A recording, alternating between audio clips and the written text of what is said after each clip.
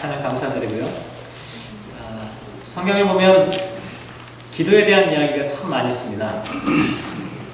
예수님께서 직접 기도에 대해서 본을 보이시고 또 기도에 대해서 가르쳐 주신 말씀들이 참 많기 때문인데요. 예를 들면 마태복음 14장 23절 말씀을 보면 예수님께서 산에서 기도하셨다 이렇게 말씀하고 있고, 마가복음 1장 35절에서도 새벽 아직도 밝기 전에 기도하셨다 이렇게 말하고 있습니다.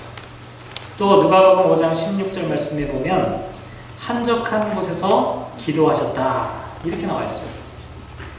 산에서 기도하시고 새벽에 기도하시고 한적한 곳에 기도하시고, 이런 말씀들 때문에 한국교회에서는 새벽 기도가 생기고 철야 기도가 생기고 산상 기도가 생기고 종류별로 기도회들이 참 많이 생겨났는데, 또 예수님은 이렇게 어떤 장소에서 하나님께 기도했다라고 하는 말씀뿐만 아니라 기도의 어떤 특별한 능력, 기도의 힘에 대해서도 말씀하셨는데요.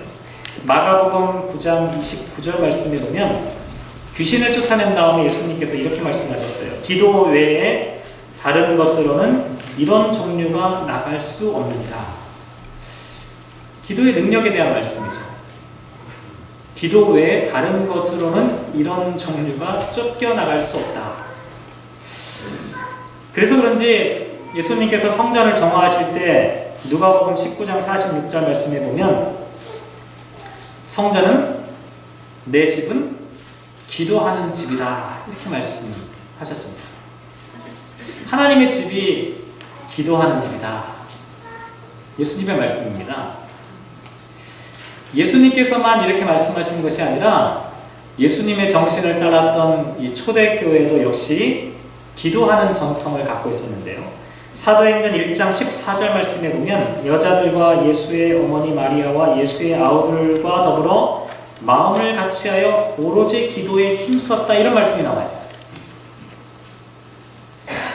그런데 이 말씀을 우리가 잘 주목해보면 어떤 의미냐면 사도행전 2장에서 성령 강림의 사건이 나오거든요. 우린 보통 어떻게 생각하냐면 야, 성령 충만했으니까 기도 열심히 했겠지 이렇게 생각하기 쉬운데 거꾸로예요. 성령 충만의 역사가 일어나기도 전에 이들은 함께 모여서 기도하는 공동체였다는 것이죠. 기도하는 공동체에 하나님의 성령이 역사한다는 거예요. 성령의 역사가 임하면 내가 그때 기도하겠다는 것이 아니라는 거죠. 어쨌든 교회는 시작하기 전부터 기도하는 모임으로 시작되었습니다.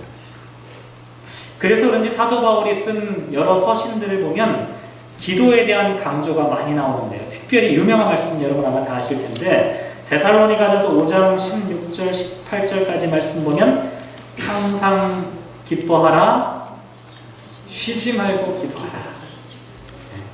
쉬지 마세요. 기도를 쉬지 마시기 바랍니다. 또 골로새서 4장 2절에서도 뭐라고 했어요? 기도를 계속하고 기도에 감사함으로 깨어있어요. 쉬지 말고 기도하라. 기도를 계속하라. 그리고 기도를 계속하되 기도에 감사함으로 깨어있어라.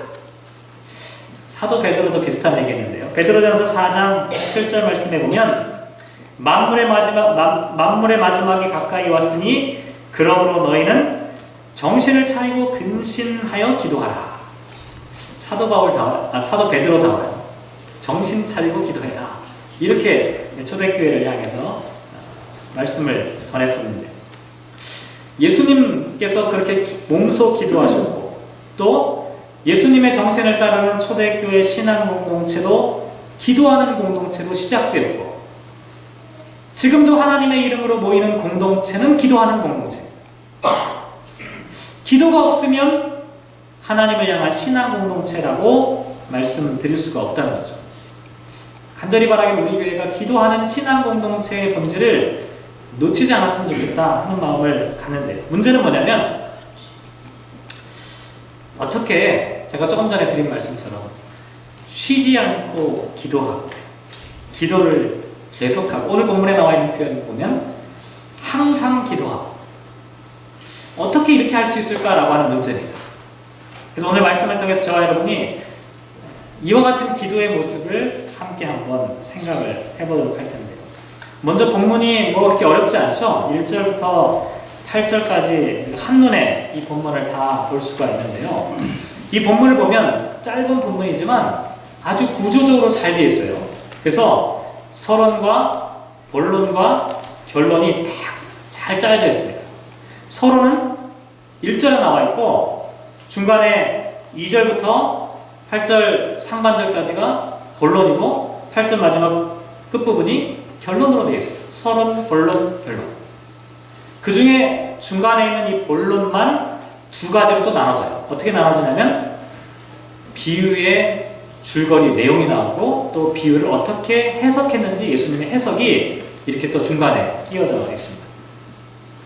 이 구조를 잘 기억하시면서 오늘 이야기를 한번 생각해 보도록 할 텐데, 먼저 2절부터 5절까지 나와 있는 이 비유의 줄거리, 먼저 비유의 내용을 좀 알아야죠. 어떤 내용이 기록되어 있는지를 한번 자세히 한번 살펴볼 필요가 있는데, 본문에 의하면 등장인물이 두 사람이 있죠. 한 사람은 누굽니까? 2절 말씀에 보면 한 재판관이다 이렇게 나와 있습니다. 한 재판장이라고 나와 있어요. 다른 사람은 누구죠? 3절에 보면 한 과부 이렇게 표현하고 있어요. 이 비유예요. 실제 이야기가 아니라 비유를 지금 이야기하는데 한 사람은 재판장이고 한 사람은 과부입니다. 근데 여기에 대한 수식어를 한번 살펴보세요. 여기 나와 있는 이 재판장에 대해서 뭐라고 얘기하고 있죠? 이 사람이 하나님을 두려워하지 않는다. 어떤 사람이 하나님 두려워하지 않죠? 아마도 이 재판장은 이방인이었을 가능성이 크다. 보통 학자들이 이렇게 얘기해요. 유대인이면서 재판장인 사람이 하나님을 두려워하지 않는다. 이런 게 아니라 아마도 처음부터 하나님을 모르고 인정하지 않는 이방인, 그러니까 로마의 어떤 총독에 의해서 파견된 그와 같은 재판장일 가능성이 크다. 근데 이 사람이 어떻게 해요? 사람을 무시해요. 사람을 무시하면 안 되는데 사람을 무시해요. 이 얘기는 무슨 얘기냐면 사람은 무시하는데 자기를 파송한 권력자들은 무시하지 않는다는 얘기예요. 다시 말씀드리면 이 사람은 백성을 생각해서 백성을 위해서 재판을 하는 것이 아니라 권력의 눈치를 보는 그와 같은 재판장이었다는 것이죠. 또 이 재판장에 대해서 뭐라고 표현하고 있어요? 6절 한번 보세요. 6절에 뭐라고 나와 있습니까? 아주 직접적으로 얘기하고 있죠. 이 재판장은 불의하다 이렇게 나와 있습니다. 이 불의하다는 말과 재판이라는 말 자체는 사실 이게 양립되지 않는 단어예요. 의로운 사람이 재판장이 되어야 되는데 불의한 사람이 재판장이에요. 더군다나 여기서 불의하다는 표현은 어떤 거냐면 재판을 할 때 돈이 많은 사람이나 돈이 적은 사람이나 권력이 있는 사람이나 없는 사람이나 거기에 따라서 판결이 바뀌면 안 되잖아요. 공의로운 재판을 해야 되잖아요. 근데 불의하다는 얘기는 뭐냐면 아마도 여기에 나와 있는 이 재판장이 뇌물을 받고 재판을 하거나 아니면 여러 가지 유혹에 쉽게 넘어가는 타락하고 부패한 사람이다. 이렇게 우리가 생각을 해볼 수가 있습니다. 재판장에 대한 이야기 이렇고요. 반면에 한 과부가 등장하는데 이 과부는 말 그대로 과부입니다. 근데 왜 과부라고 하는 사람을 오늘 본문 가운데 등장시켰냐면 구약 성경에 보면 고아와 과부와 나그네를 특별히 사랑하고 돌보라라고 하는 말씀들이 여러 차례 기록되어져 있어요. 이게 구약 성경의 전통이에요. 중요한 전통이에요.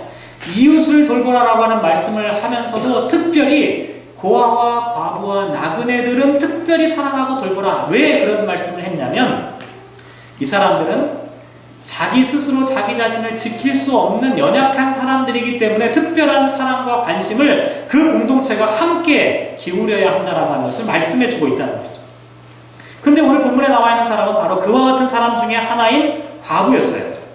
근데 이 사람이 지금 어떤 상황에 처해 있냐면 3절 보시면 3절에 뭐라고 나와 있냐면 내 원수에 대한 나의 원한을 풀어달라 이렇게 얘기하고 있습니다. 원수, 원한 이렇게 나오니까 뭔가 막 한이 맺혀 있는 것 같은 느낌을 받게 되는데 근데 이 말씀은 조금 정확하게 보면 오늘 본문에 있는 해석을 좀 다르게 좀 번역할 필요가 있는데 어떤 과부가 막 원한을 품고 재판장에게 찾아오면 뭔가 좀 무시무시하고 오늘 뭐 날씨도 그런데 좀 그렇지 않나요?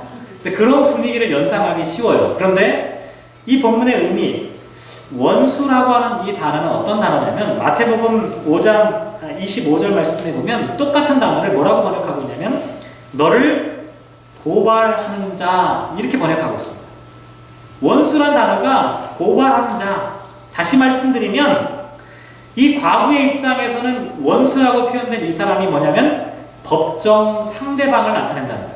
법정 소송을 할 때 내가 원고면 저쪽 상대 피고 측을 얘기하는 그런 사람이다. 또 원한을 풀어달라 이렇게 나와 있잖아요. 근데 이 헬라어 성경을 찾아보면 원한이라고 하는 단어 자체가 없어요.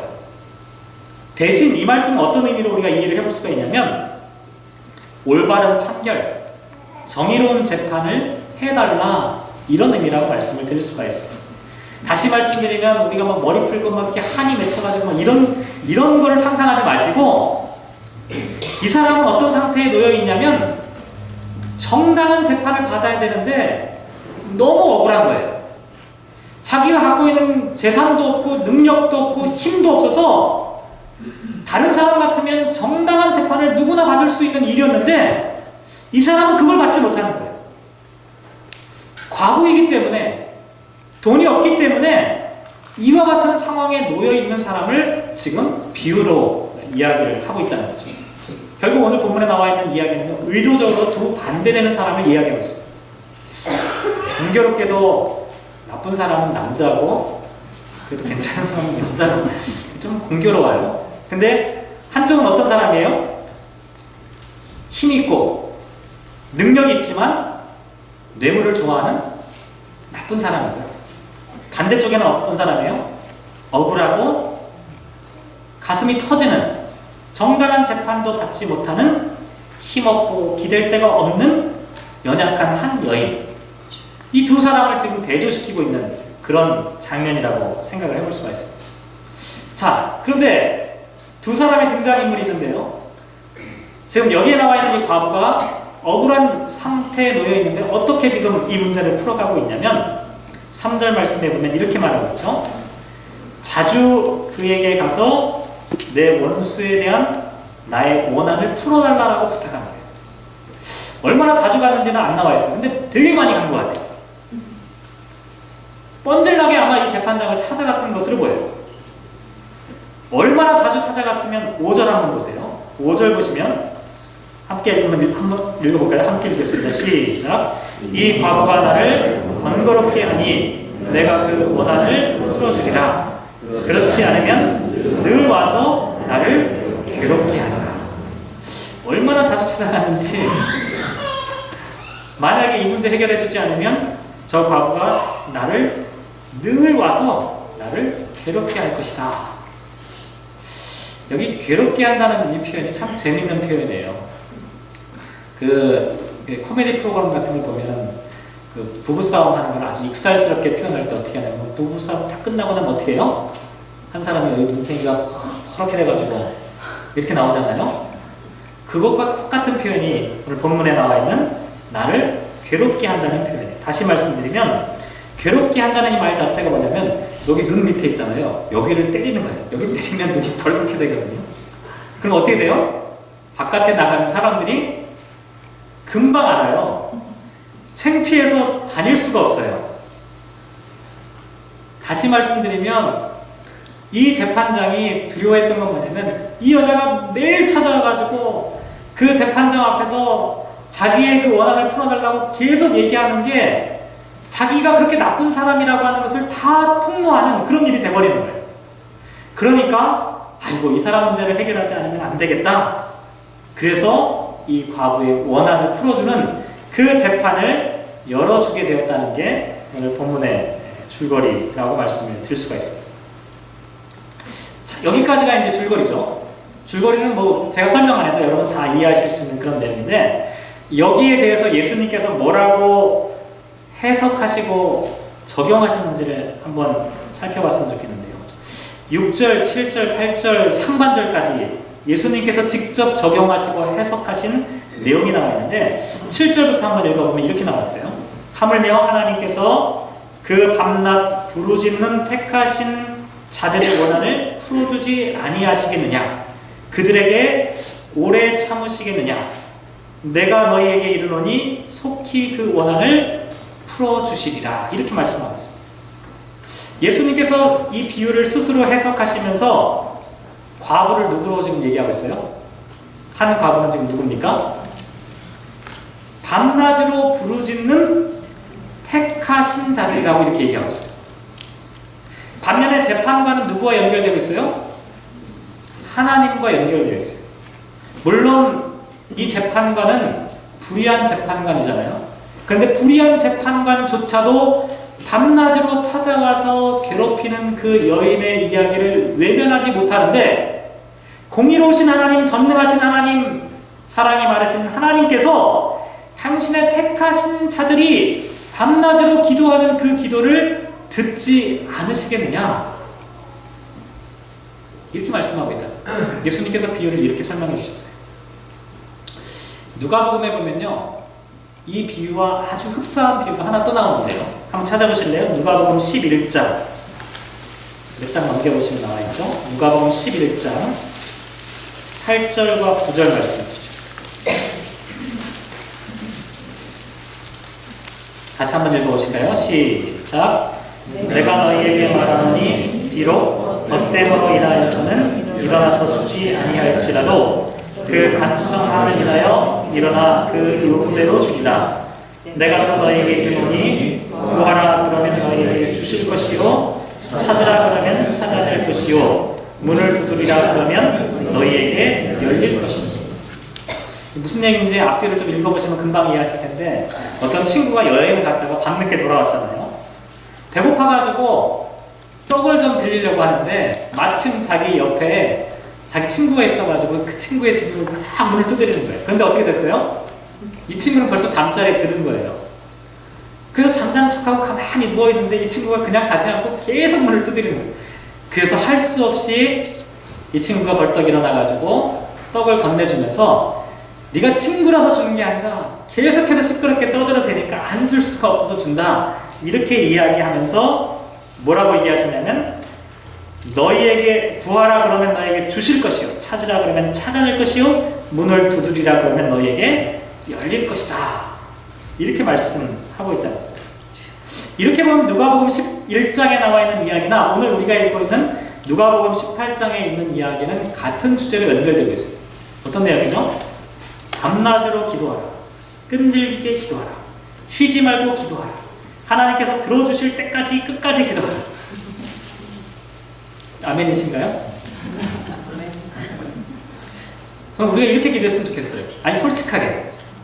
제가 또 뒤에 무슨 얘기를 할까봐 겁나서 아멘 못하시는 것 같은데, 솔직하게 저는 우리 교회가 기도하는 공동체가 됐으면 좋겠어요. 우리 교회가 살아있는 공동체가 되기 위해서 가장 필요한 건 사실 기도 운동이에요.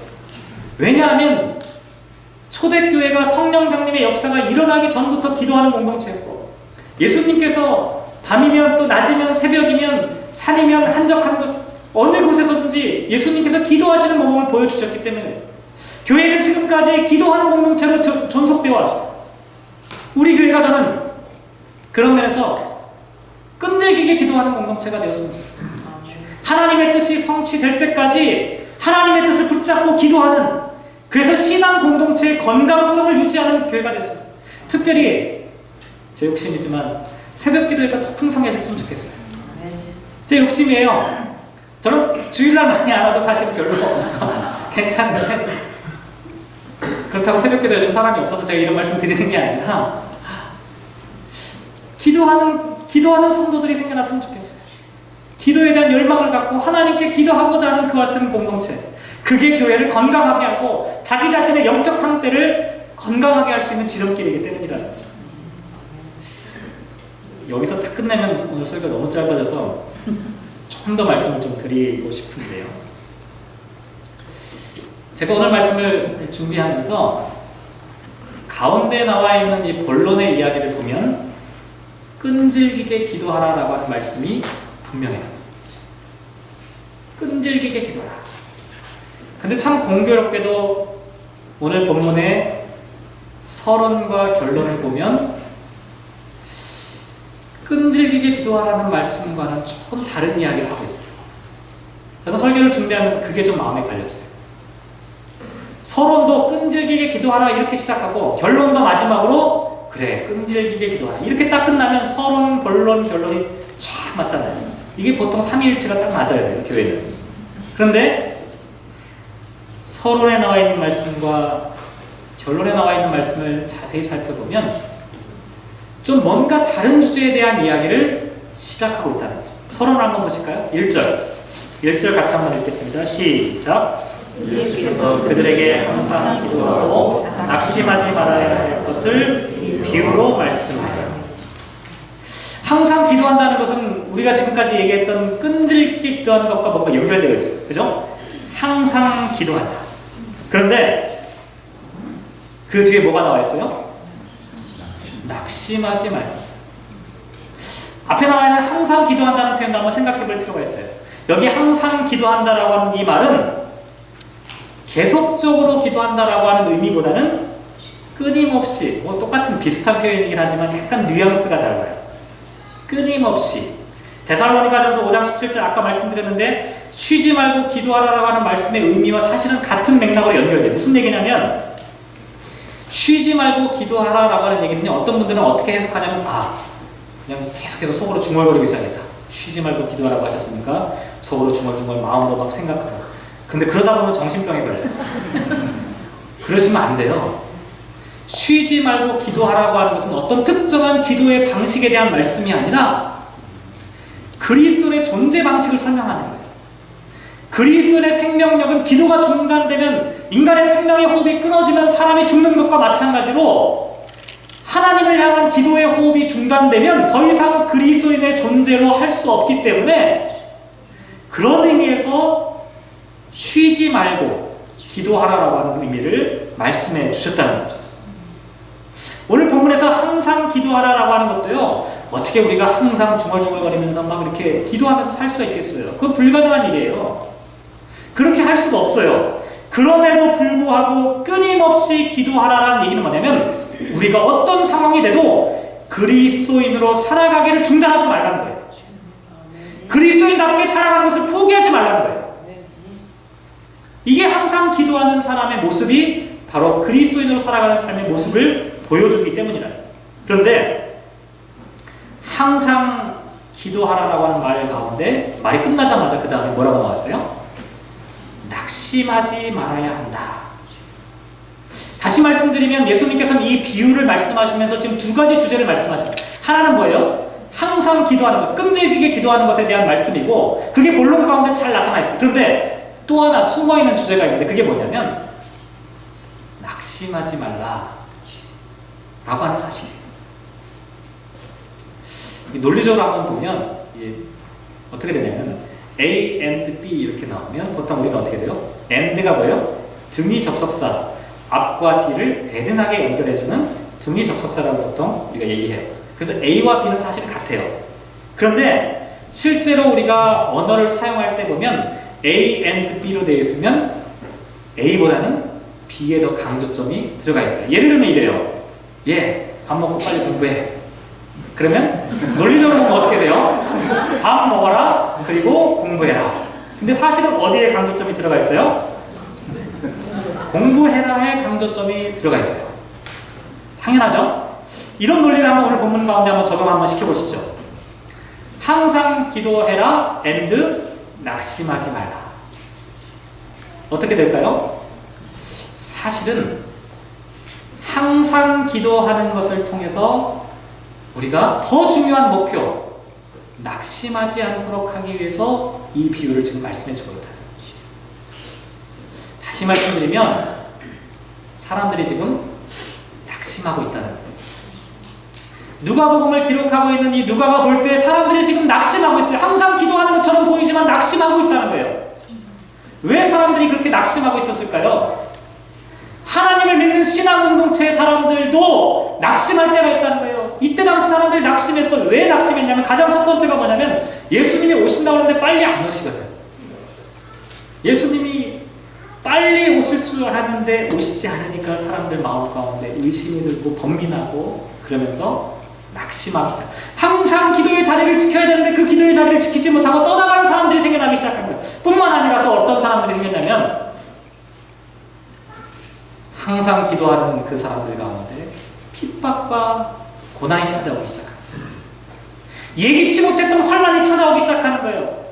이렇게 열심히 기도했는데 왜 나에게 이와 같은 환난과 핍박과 고난이 닥쳐올까? 사람들의 마음 가운데 낙심이 생기기 시작합니다.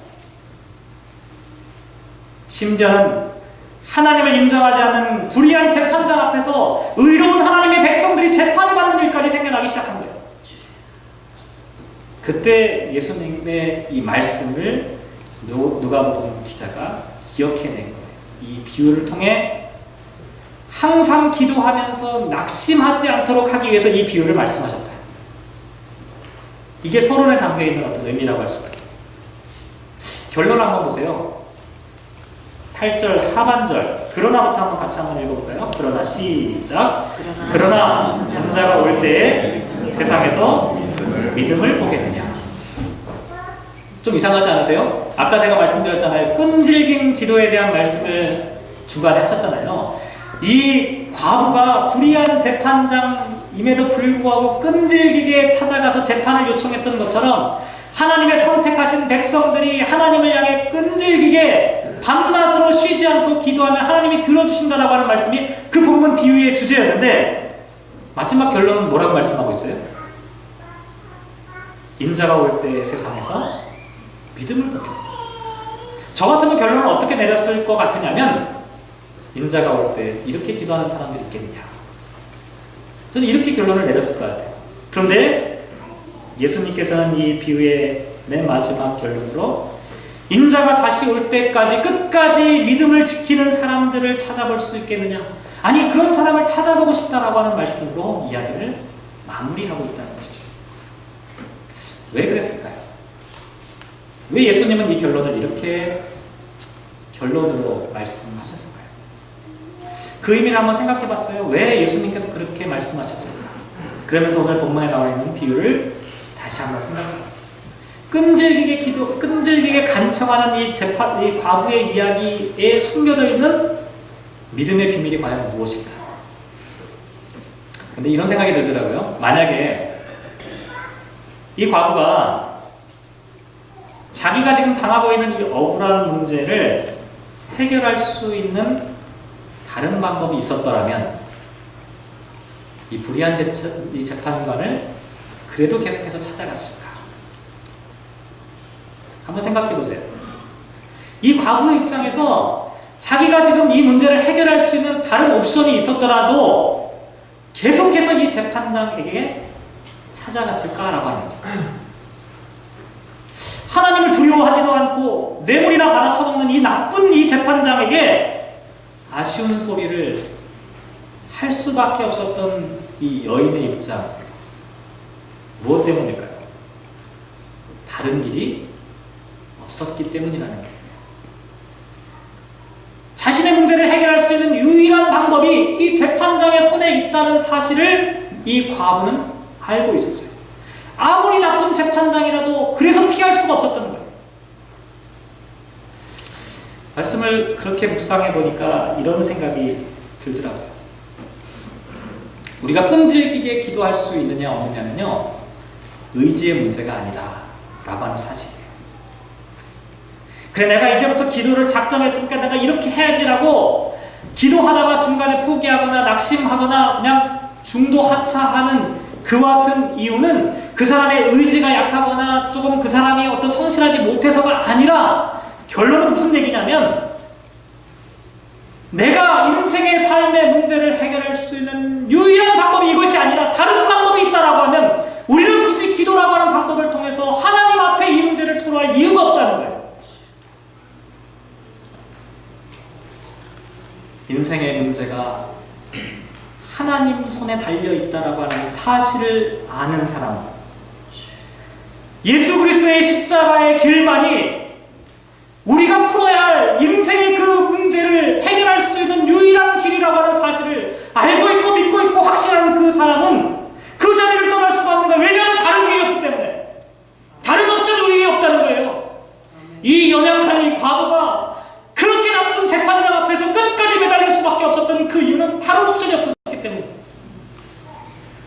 항상 기도하고 그 자리를 떠날 수 없었다라고 얘기하는 것은 뭐냐면 우리에게 환난이 닥쳐오고 위기가 닥쳐오지만 그럼에도 불구하고 그 기도의 자리를 떠날 수 없었던 그 이유는 뭐냐면 우리에게 다른 길이 없다.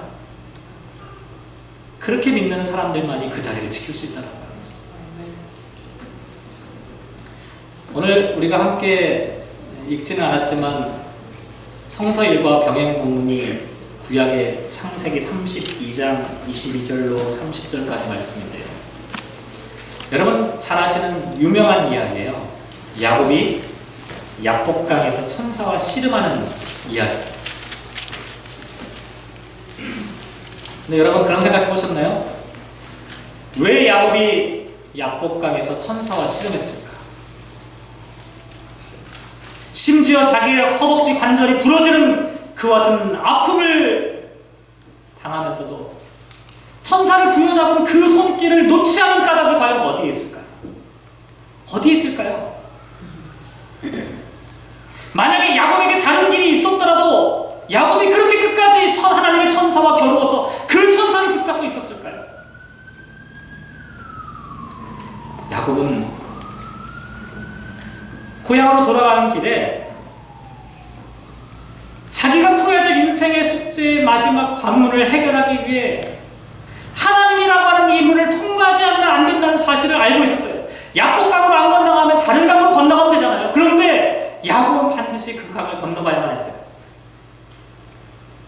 그래서 그렇게 많이 모아놨던 재산을 다 먼저 보냈어요. 자기의 자식들도 다 먼저 보냈어요. 아내도 다 먼저 보냈어요. 그리고 자기 혼자 남아있었던 거예요. 하나님의 천사와 씨름하면서.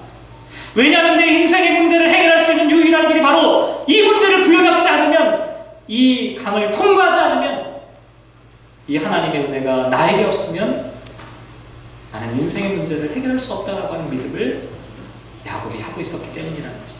그래서 32장 26절 말씀에 보면 야곱이 이렇게 얘기해요. 그가 이르되 날이 세려하니 나로 가게 하라. 야곱이 이르되 당신이 내게 축복하지 아니하면 가게 하지 아니하겠나이다. 마치 과부가 불의한 재판장에 끊임없이 찾아가서 재판을 요구하는 모습처럼 야곱은 자기 인생의 문제가 달려있는 하나님을 끝까지 놓지 않았다는 것을 말씀해주고 있다는 거죠. 오늘날 이렇게 치열하게 기도하는 사람을 찾아보기가 쉽지 않습니다. 왜 그럴까요? 왜냐하면 이것은 믿음의 문제이기 때문에 그래요. 성실성과 의지의 문제가 아닙니다. 정말로 우리를 구원하신 유일하신 구원자이신 예수 그리스도를 우리가 믿는다면, 우주를 창조하시고 인생의 삶을 섭리하시는 그분이 오직 하나님이라고 하는 사실을 우리가 믿는다면, 우리는 그리스도인의 생명의 호흡을 포기할 수가 없다는 거예요. 그래서 예수님께서 마지막 결론에 이렇게 말씀하셔요. 인자가 다시 올 때, 주님께서 다시 오실 때 그 환난과 고통의 시간 가운데도 끝까지 기도의 자리를 떠나지 않고 하나님께 기도의 호흡으로 살아왔던 믿음의 사람들을 내가 볼 수 있었으면 좋겠다. 말씀을 마무리하도록 하겠습니다. 저와 여러분 이 땅을 살아가면서 낙심될 때가 참 많이 있죠. 힘들고 어려운 일이 그리스도인으로 살아가는 우리들의 삶을 방해하거나 또 괴롭힐 때가 참 많이 있습니다. 사실 저도 목사로 살아가면서 그럴 때가 종종 있어요. 개인적인 이야기를 좀 말씀드려서 죄송하지만, 어제 이제 토요일 날 새벽 기도를 끝나고 이제 집으로 딱 돌아왔는데 한국에서 형님에게 이메일이 하나 와 있더라고요. 형님이 이제 한국에서 조그만 병원 의사를 하고 있는데, 뭐 어떤 내용이냐면 뭐 이런 내용이었어요. 어머니께서 병원에 계시는데 돌발성 난청이 생겨서 갑자기 소리를 듣지 못하게 되셨다. 그래서 치료 방법이 있냐? 현재로서는 치료 방법은 없다. 그런데 어쩌다가 뭐 회복되는 경우도 간혹 있긴 한데 현재로서는 뭐 치료되기가 쉽지 않다. 그래서 전혀 안 들리냐? 전혀 안 들린다고 봐야 한다. 이렇게 얘기를 뭐 하는 그런 내용을 제가 듣고 토요일 날 아침을 보내는 토요일 날 아침에 메일을 받고 또 형과 이렇게 채팅하면서 내용을 좀 주고받으면서 참 마음이 무겁고 괴롭더라고요. 참 멀리 타국에서 저와 여러분이 비슷한 처지잖아요. 할 수 있는 일이라고는 고작 일주일에 한 번 전화 한 통화 드리는 것뿐인데 들으실 수 없게 됐다. 당장 오늘 저녁에 제가 전화를 드려야 되는데 들으실 수 없다 이 생각을 하니까 갑자기 내가 할 수 있는 일이 아무것도 없겠구나 그런 생각이 이제 갑자기 막 물밀듯이 들려오기 시작하는 거죠. 그러면서 이런 생각이 또 드는 거예요.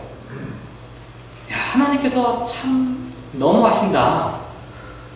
물론 뭐 저보다 더 어려운 일을 경험하시는 분들도 더 많으실 거예요. 장례가 나서 임종을 지키기는커녕 그 장례 시간에 맞추지도 못해서 들어가지 못할까 어떨까를 조바심 내는 그런 분들의 이야기를 들어보면 참으로 안타까운 이야기잖아요. 바로 전주에 제가 어머니랑 통화할 일이 있어서 그런 이야기를 함께 나눴던 기억이 있어요. 힘들어도 일주일에 한 번 아들 목사 목소리 들으면 기운이 난다 라는 이야기를 한 주 전에 함께 저랑 이야기를 나눴어요. 근데 그런 이야기를 이제는 들려드릴 수 없겠구나 하는 생각을 하니까 설교를 준비하는데 참 힘들더라고요. 낙심이 되더라고요. 제 마음속에 그냥 하나님이 왜 이러실까 그런 마음이 제 마음속에 막 일어나기 시작합니다. 설교를 원고를 쓰면서 그런 생각을 계속했어요. 낙심이 되지만 그럼에도 불구하고 항상 기도하라고 말씀하시는구나. 그런데 이 말씀을 묵상하면서 그런 생각이 들었어요. 그래야 내가 열심히 이렇게 막 하나님께 때를 쓰고 기도하면 하나님 고쳐주실까? 그런 마음이 드는 게 아니라 우리들의 삶을 살아가다 보면 이런 여러 가지 문제들을 만나게 된다는 거예요. 삶의 위기들이 우리 가운데 찾아올 때가 있다는 거예요. 그런데 우리가 기도의 자리를 지킬 수 있는 그 이유는 뭐냐면 하나님 우리의 삶에 궁극적인 열쇠가 되신다라고 하는 그 믿음 때문이라는 거죠. 네. 해결되지 않는다 할지라도 하나님께서 우리의 인생의 궁극적인 삶의 열쇠가 되시기 때문에 우리는 그분께 나오는 거예요. 우리는 그분께 매달리는 거예요. 그분께 기도한다는 거예요.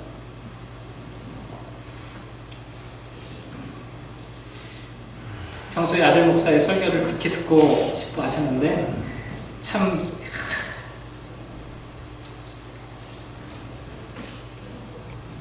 한 번쯤은 제가